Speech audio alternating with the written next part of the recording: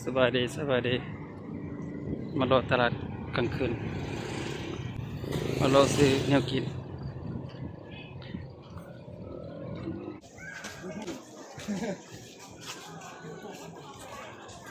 ตลาดกลางคืนแขวงลำน้ำทามาเด้อพี่น้อง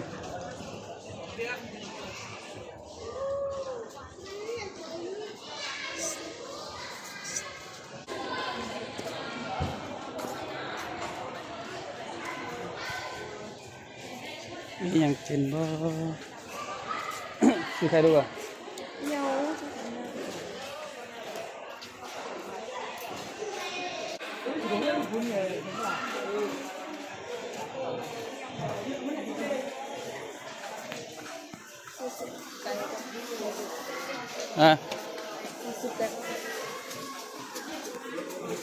รวมกันแล้วก็สุดยอดนี่เลยเท่าไหร่โซไก่3 บาทนี่นักขายเป็นสองไม่แน่ค่ะนี่แหละ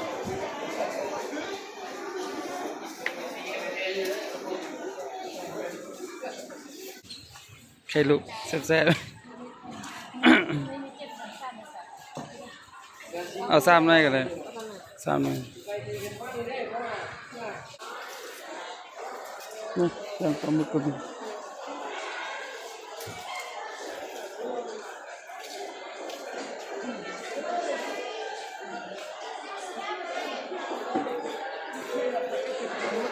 ฮะไปได้มีแต่อยู่ไหน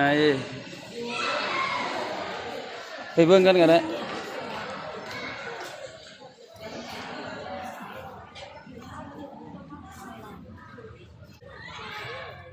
เอาเลย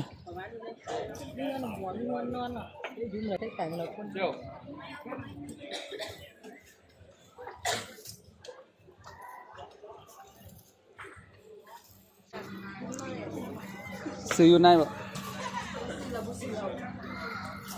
เอาอยากกินก็ซื้อ